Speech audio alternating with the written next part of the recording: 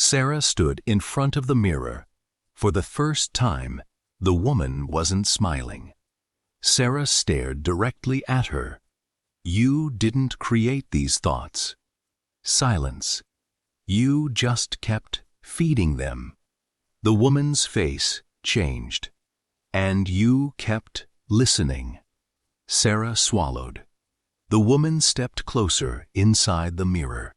Every time you replayed what they did to you, another step.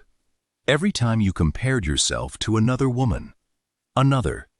Every time you assumed Daniel was lying. Sarah's eyes filled with tears. Woman.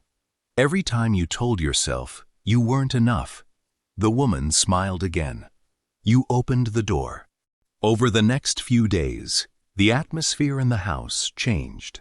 Not because anything physical had changed, because Sarah had changed. She became suspicious of everything. Daniel came home 10 minutes late. Where were you? He smiled at a message on his phone. Who was that? He made plans with friends.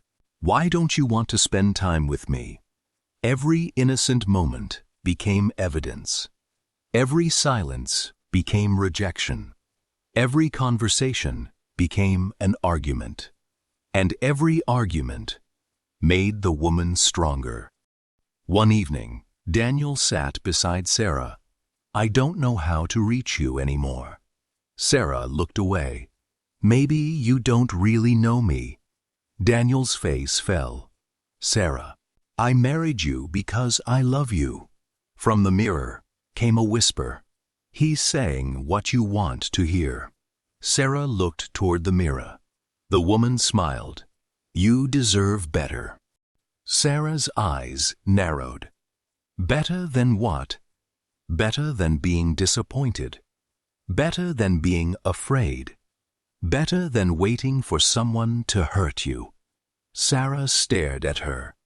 Then the woman whispered, Leave before he leaves you.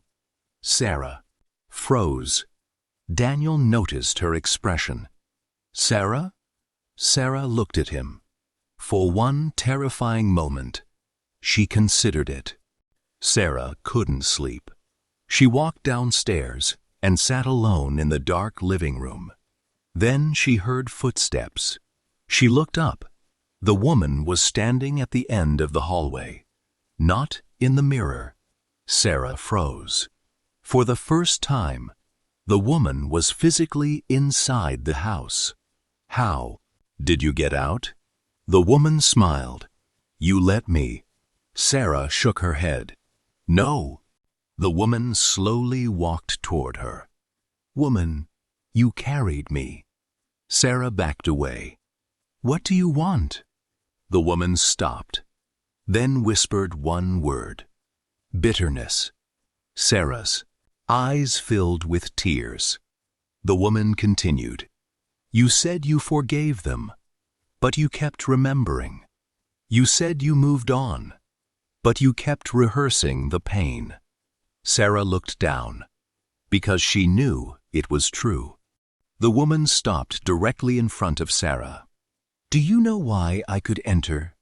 Sarah said nothing. The woman pointed toward Sarah's chest. Because you kept the door open. Sarah whispered. What door? The woman smiled. Your heart. Sarah's eyes widened. The woman continued. You thought the door was your front door. It wasn't. You thought letting me into your house was the invitation. She leaned closer. It wasn't? Sarah began crying. The invitation was every time you chose fear over truth. Every time you chose suspicion over trust. Every time you held on to resentment. Every time you believed the lie. Sarah looked toward the bedroom mirror, and suddenly everything made sense. The woman wasn't haunting her house. She was living in the places Sarah refused to surrender. Sarah wiped her tears. She stood up. The woman watched her. You can't get rid of me. Sarah looked directly into her eyes. Maybe I can't change what I've thought. A pause. But I can choose what I believe now. The woman's expression hardened. Sarah walked toward the bedroom, toward the mirror. And I'm done believing your lies. The woman followed. But Sarah wasn't running anymore. She was going to the mirror. Sarah stood before the mirror. The woman appeared. Sarah looked directly at her. You were right about one thing. The woman smiled. Sarah continued.